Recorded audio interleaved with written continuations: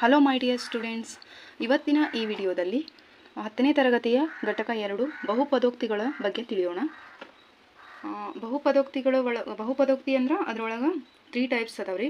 First ಒಂದು ರೇಖಾತ್ಮಕ ಬಹುಪದೋಕ್ತಿ, ವರ್ಗ ಬಹುಪದೋಕ್ತಿ ಮತ್ತು ಘನ ಬಹುಪದೋಕ್ತಿ. ಈಗ ರೇಖಾತ್ಮಕ ಬಹುಪದೋಕ್ತಿ ಅಂದ್ರೇನು? ಈಗ ಒಂದು ಬಹುಪದೋಕ್ತಿಯನ್ನು ಕೊಟ್ಟಾಗ ನಮ್ಗೆ ಅದು ರೇಖಾತ್ಮಕನ ಅಥವಾ ವರ್ಗನ ಅಥವಾ ಘನನ ಅಂತ ಕಂಡುಹಿಡಿಯೋದು ಹೆಂಗೆ? ಫಾರ್ ಎಕ್ಸಾಂಪಲ್, ಈಗ ರೇಖಾತ್ಮಕ ಬಹುಪದೋಕ್ತಿ ಅಂದ್ರೆ ಡಿಗ್ರಿ ಏನಾಗಿರಬೇಕು? 1 ಆಗಿರಬೇಕು. ಡಿಗ್ರಿ 1 ಆಗಿರುವ ಬಹುಪದೋಕ್ತಿಯನ್ನು ರೇಖಾತ್ಮಕ ಬಹುಪದೋಕ್ತಿ ಅಂತ ಕರೀತಾರೆ. ಅಂದರೆ ಡಿಗ್ರಿ 1 ಅಂದರೆ ಯಾವ ರೀತಿ? ಈಗ for example 2x - 3 √3x + 5 y + √2 ಈ ರೀತಿ. ಅಂದರೆ ಡಿಗ್ರಿ ಅಂದರೆ ಇಲ್ಲೇ ಎಕ್ಸ್ನ ಡಿಗ್ರಿ 1 ಆಗೈತಿ, ಹೌದ್ರಿ, ಇಲ್ಲಿ 1 ಐತಿ, ಇಲ್ಲಿ ವಾಯ್ನ ಡಿಗ್ರಿ 1 ಐತಿ. ಈ ರೀತಿ ಡಿಗ್ರಿ 1 ಆಗಿರುವ ಬಹುಪದೋಕ್ತಿಗಳನ್ನ ಏನಂತ ಕರಿತೀವಿ? ರೇಖಾತ್ಮಕ ಬಹುಪದೋಕ್ತಿ ಅಂತ ಕರಿತೀವಿ. ಓಕೆ, ಈಗ ನೆಕ್ಸ್ಟು ವರ್ಗ ಬಹುಪದೋಕ್ತಿ. ವರ್ಗ ಬಹುಪದೋಕ್ತಿ ಅಂದ್ರೆ ಡಿಗ್ರಿ 2 ಆಗಿರುವ, ಅಂದರೆ ಎಕ್ಸ್ನ ಡಿಗ್ರಿ ಏನಾಗಿರ್ಬೇಕು? 2 ಆಗಿರ್ಬೇಕು. ಅಂದ್ರೆ ಅದಕ್ಕೆ ಏನಂತ ಕರಿತೀವಿ ನಾವು? ವರ್ಗ ಬಹುಪದೋಕ್ತಿ ಅಂತ ಕರಿತೀವಿ. ಫಾರ್ ಎಕ್ಸಾಂಪಲ್, ವರ್ಗ ಅಥವಾ ಏನಂತ ಕರಿತೀವಿ ಇಂಗ್ಲೀಷು? ಸ್ಕ್ವಯರ್ ಅಂತ ಕರಿತೀವಿ, ಹೌದಾ? ಫಾರ್ ಎಕ್ಸಾಂಪಲ್ 2x² + 3x - 2/5 ಈ ರೀತಿ. ನೆಕ್ಸ್ಟು y² - 2 ಈ ರೀತಿ. ಅಂದ್ರೆ ಇಲ್ಲಿ ಏನಾಗೈತಿ? ವರ್ಗ ಡಿಗ್ರಿ ಏನಾಗಿರ್ತೈತಿ?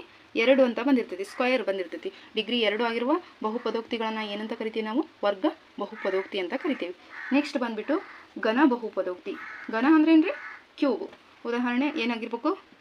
ಡಿಗ್ರಿ ಏನಾಗಿರ್ಬೇಕು? ಇಲ್ಲಿ 3 ಆಗಿರ್ಬೇಕು. ಡಿಗ್ರಿ 3 ಆಗಿದ್ರೆ ಅದಕ್ಕೆ ಏನಾದ ಕರಿತೀವಿ? ಘನ ಬಹುಪದೋಕ್ತಿ ಅಂತ ಕರಿತೀವಿ. For example 2 - x³ next 3x³ - 2x² + x - 1 ಈ ಥರ. ಇಲ್ಲೇ ಡಿಗ್ರಿ ಏನಾಗಿರ್ತೈತಿ? 3 ಆಗಿರ್ತೈತಿ, ಹೌದಾ? ಇದಕ್ಕೆ ಏನಂತ ಕರಿತೀವಿ ನಾವು? ಘನ ಬಹುಪದೋಕ್ತಿ ಅಂತ ಕರಿತೀವಿ. ಓಕೆ, ಇದರಲ್ಲಿ ನೆಕ್ಸ್ಟ್ ಟಾಪಿಕ್ಕು ಬಹುಪದೋಕ್ತಿಯ ಶೂನ್ಯತೆಗಳು ಮತ್ತು ಸಹಗುಣಕಗಳ ನಡುವಿನ ಸಂಬಂಧ ಅಂತ ಬರ್ತೈತಿ.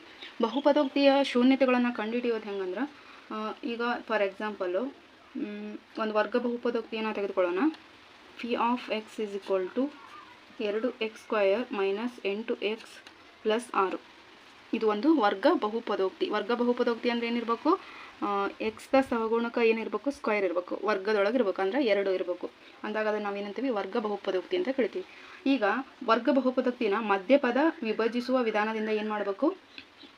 ಅಪವರ್ತಿಸಬೇಕು. ಅಂದ್ರೆ ಬಹುಪದೋಕ್ತಿನ ತೆಗೆದುಕೊಳ್ಳೋಣ. P(x) = 2x² - 8x + 6, ಹೌದಾ? ಈ ವರ್ಗ ಬಹುಪದೋಕ್ತಿನ ಏನು ಮಾಡೋಣ ನಾವು? ಮಧ್ಯಪದ ವಿಭಜಿಸುವ ಅಪವರ್ತನ ವಿಧಾನದಿಂದ ಏನು ಮಾಡೋಣ? ಬಿಡಿಸೋಣ. ಅದನ್ನು ಹೆಂಗೆ ಬಿಡಿಸೋದು? ಈಗ ಏನು ಮಾಡಬೇಕು? ಇಲ್ಲಿ ಇದು ಯಾವ ಫಾರ್ಮ್ ಒಳಗೈತಿ? ax² + bx + c ಈ ಫಾರ್ಮ್ನಾಗ ಐತಿ. ಈಗ ಸಿನ ಎ ಜೊತೆ ಏನು ಮಾಡಬೇಕು? ಮಲ್ಟಿಪ್ಲೈ ಮಾಡಬೇಕು. ಅಂದ್ರೆ ಏನೈತಿ? ಇಲ್ಲಿ ಸಿ 6 ಐತಿ, 6 ಐತಿ, ಎ ಪ್ಲೇಸ್ ಒಳಗೆ ಏನೈತಿ? 2 ಐತಿ. ಏನಾಗ್ತಿ? ಈಗ 12x² ಆಯ್ತು, ಹೌದಾ? ಈಗ 12x² ನಮಗೀಗ ಏನು ಮಾಡಬೇಕು? ಗುಣಿಸಿದ್ರೆ 12x² ಬರಬೇಕು. ಕೂಡಿಸೋದು ಅಥವಾ ಕಳೆದ್ರೆ ಏನು ಬರಬೇಕು? 8x ಬರಬೇಕು, ಹೌದಾ? ಈಗ 12ನ್ನು ಯಾವ ರೀತಿ 12 ಮತ್ತು 8 ಬರೋ ರೀತಿ ಯಾವ ರೀತಿ ವಿಭಜಿಸ್ಬೋದು? ಈಗ ನಾವು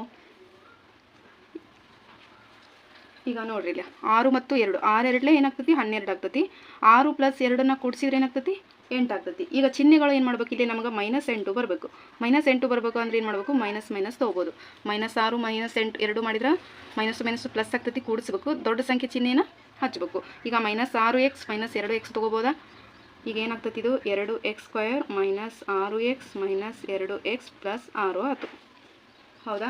ಈಗ ಇದನ್ನು ಏನು ಯಾವ ರೀತಿ? ಈಗ ಇದ್ರೊಳಗೆ ಇವೆರಡನ್ನ ತೊಗೋಬೇಕು. ನೆಕ್ಸ್ಟ್ ಇವೆರಡನ್ನು ತೊಗೋಬೇಕು. ಈಗ ಇವೆರಡನ್ನು ತೊಗೊಂಡಾಗ ಯಾವುದು ಕಾಮನ್ ತೆಗಿಬೋದು? ಇಲ್ಲೇ 2x ತೆಗಿಬೋದು, ಹೌದಾ? ಇಲ್ಲಿ 2x ಕಾಮನ್ ತೆಗೆದ್ರೆ ಏನು ಉಳಿತೈತಿ ನಮಗೀಗ? x - 3, ಹೌದಾ? ಉಳಿತೈತಿ. ನೆಕ್ಸ್ಟ್ ಮತ್ತೆ ಇಲ್ಲಿ ಏನು ತೆಗಿಬೋದು? ಮೈನಸ್ ಇಲ್ಲಿ ಏನು ಬಂದಿರುತ್ತಲ್ಲ ನಮ್ಗೆ ಅದೇ ರೀತಿ ಇಲ್ಲಿ ಬರಬೇಕು, ಹೌದಾ? ಆ ರೀತಿ ತಗೋಬೇಕು. ಈಗ 2 ತೆಗೆದ್ರೆ ಏನು ಉಳಿತೈತಿ? x ಉಳಿತು. ಇಲ್ಲಿ ಮೈನಸ್ ಮಾಡಿದ್ರೆ ಪ್ಲಸ್ ಆಗ್ತಿ, -3 ಮಾಡ್ಬೋದಾ ಈ ರೀತಿ? ಹೌದಾ? ಈಗ ಇಲ್ಲಿ ಏನು ಮಾಡ್ಬೋದು? ಈಗ ಇವನ್ನ ಬಿಡಿಸಿ ಬರೋಣ. ಈಗ ಇದನ್ನು ಸೇರಿಸಿ ಬರಿಬೇಕು. ಇದನ್ನು ಒಂದು ಸರಿ ಬರ್ಕೋಬೇಕು. ಈಗ ಏನಾಗ್ತು? 2x - 2 ಆಯ್ತು, ಹೌದಾ? ನೆಕ್ಸ್ಟ್ ಇದು x - 3, ಹೌದಾ? ಈ ರೀತಿ ಬಂತು. x - 3 = 0 ಬಂತು. x ಏನಾಗ್ತದೆ? ಈಗ ಈಗ -2 ಇರೋದು ಈ ಕಡೆ ಹೋದ್ರೆ +2 ಆಗ್ತೈತಿ, ಇದು ಮಲ್ಟಿಪ್ಲೈ ಇರೋದು ಡಿವಿಷನ್ ಆಗ್ತೈತಿ. ಈಗ x = 1 ಬಂತು. ಇಲ್ಲಿ x = ಏನಾಯ್ತು 3 ಆಯ್ತು. ಮೈನಸ್ ಈ 3 ಐತ್ರಿ, ಈ ಕಡೆ ಹೋದ್ರೆ +3 ಆಯ್ತು. x = 3, x = 1.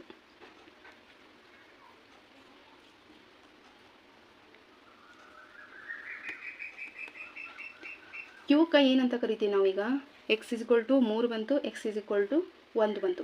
ಇವು ಏನೀಗ ಈ ಪಿ ಆಫ್ ಎಕ್ಸ್ ಒಳಗೆ ಈ ವ್ಯಾಲ್ಯೂ ಹಾಕಿದ್ರೆ ಏನಾಗತ್ತೈತೆ ನಮ್ಗೆ 0 ಅಂತ ಬರ್ತೈತಿ. ಅದಕ್ಕೋಸ್ಕರ ಇವಕ್ಕೆ ಏನಂತ ಕರಿತೀವಿ 1 ಮತ್ತು 3 P of X 2x² - 8x + 6 ಶೂನ್ಯತೆಗಳು ಅಂತ ಕರಿತೀವಿ.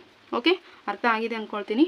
ನೆಕ್ಸ್ಟ್ ಬಂದು ಸಹಗುಣಕಗಳ ನಡುವಿನ ಸಂಬಂಧ ಅಂದ್ರೆ ಶೂನ್ಯತೆಗಳು ಕಂಡು ಹಿಡಿದು ಗೊತ್ತಾದ್ರಿ. ಈಗ ಈ ಶೂನ್ಯತೆಗಳ ಮೊತ್ತ ಮತ್ತು ಗುಣಲಬ್ಧ ಅಂತ ಬರ್ತೈತಿ. ಆ ಮೊತ್ತ ಮತ್ತು ಗುಣಲಬ್ಧವನ್ನು ಕಂಡು ಹಿಡಿದ್ರೆ ನಮಗೆ ಮೊತ್ತ ಮತ್ತು ಗುಣಲಬ್ಧವನ್ನು ಕಂಡು ಹಿಡ್ಕೋಬೇಕು. ಮೊತ್ತ ಮತ್ತು ಗುಣಲಬ್ಧವನ್ನು ಕಂಡು ಹಿಡ್ಕೊಂಡ್ರೆ ಏನಾಗ್ತೈತಿ ನಮ್ಗೆ ಅವುಗಳ ನಡುವಿನ ಸಂಬಂಧ ಗೊತ್ತಾಗ್ತದೆ. ನೆಕ್ಸ್ಟ್ ಟಾಪಿಕ್ಕು ಶೂನ್ಯತೆಗಳ ಮೊತ್ತ ಮತ್ತು ಶೂನ್ಯತೆಗಳ ಗುಣಲಬ್ಧ. ಶೂನ್ಯತೆಗಳ ಮೊತ್ತ ಕಂಡುಹಿಡಿಯೋ ಫಾರ್ಮುಲಾ ಏನು? Alpha plus beta -b/a. -b ಅಂದ್ರೇನು? -x ದ ಸಹಗುಣಕ. x ದ ಸಹಗುಣಕ, ಮೈನಸ್ ಚಿಹ್ನೆ ಹಂಗೆ ಇರಲಿ, x ದ ಸಹಗುಣಕ /x² ದ ಸಹಗುಣಕ.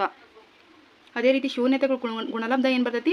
Alpha into beta c/a. c ಅಂದ್ರೆ ಏನಲ್ಲಿ ಸ್ಥಿರಾಂಕ, a ಅಂದ್ರೆ /x² ದ ಸಹಗುಣಕ. ಫಾರ್ ಎಕ್ಸಾಂಪಲ್ ಆಗಲೇ ಒಂದು ನಾವು ವರ್ಗ ಬಹುಪದೋಕ್ತಿಯನ್ನು ತೊಗೊಂಡಿದ್ವಿ. ಯಾವುದು ತೊಗೊಂಡಿದ್ವಿ? 2x² - 8x + 6 ಅಂತ ತೊಗೊಂಡಿದ್ವಿ. ಯಾವ ಫಾರ್ಮುಲಾ ಒಳಗೆ ಐತಿದು? ax² + bx + c ಅಂತ. ಇಲ್ಲಿ -b/a ಅಂದ್ರೆ x ದ ಸಹಗುಣಕ, ಅಂದ್ರೆ x ದ ಸಹಗುಣಕ ಏನೈತಿ? b ಐತಿ. x² ದ ಸಹಗುಣಕ ಅಂದ್ರೆ a ಐತಿ. ಹೌದ್ರಿ? ಇಲ್ಲಿ ಏನಾಗ್ತೈತಿ? ಈಗ ಇದ್ರೊಳಗೆ ಈಕ್ವೇಷನ್ ಒಳಗೆ -b/a ಏನಾಗ್ತೈತಿ? ಮೊತ್ತ ಮೈನಸ್ ಅಂದ್ರೆ ಮೈನಸ್ಸು, b ಅಂದ್ರೆ ಏನೈತಿ? ಇಲ್ಲೇ -8 ಐತಿ. ಹೌದಾ? a ಅಂದ್ರೆ ಏನೈತಿ? a ಅಂದ್ರೆ 2 ಐತಿ. ಹೌದಾ? ಏನಾಗ್ತೈತಿ ಈಗ? 8/2 ಆಯ್ತು. ಈ ಮೈನಸ್ ಪ್ಲಸ್ ಆಗ್ತಾವೆ. 2 1 2 4 8 4 ಆಯ್ತು. ಹೌದಾ? ಅದೇ ರೀತಿ ಮೊತ್ತ ಏನಾಗ್ತದೆ? ಗುಣಲಬ್ಧ ಏನಾಗ್ತೈತಿ? c/a. c ಅಂದ್ರೆ ಸ್ಥಿರಾಂಕ, ಇಲ್ಲ ಐತಲ್ಲ ಇದು c 6 ಆಗ್ತೈತಿ. /a ಅಂದ್ರೆ ಏನೈತಿ? 2 ಐತಿ. ಅಂದ್ರೆ ಕಡ್ತಾ ಹೋಗ್ತೈತಿ. 2 3 ಎಷ್ಟು ಉಳಿತು? 3 ಉಳಿತು. ಅರ್ಥ ಆಯ್ತು? ಈಗ ಏನು ಬಂತು ನಮಗೆ? ಮೊತ್ತ ಎಷ್ಟು ಬಂತು? 4 ಬಂತು, ಗುಣಲಬ್ಧ 3 ಬಂತು. ಈ ರೀತಿ ಏನು ಮಾಡಬೇಕು? ವರ್ಗ ಬಹುಪದೋಕ್ತಿಗಳ ಶೂನ್ಯತೆಗಳ ಜೊತೆ ಸಹಗುಣಕಗಳ ನಡುವಿನ ಸಂಬಂಧನ ಈ ರೀತಿ ಕಂಡುಹಿಡಿಬೇಕು. ಓಕೆ.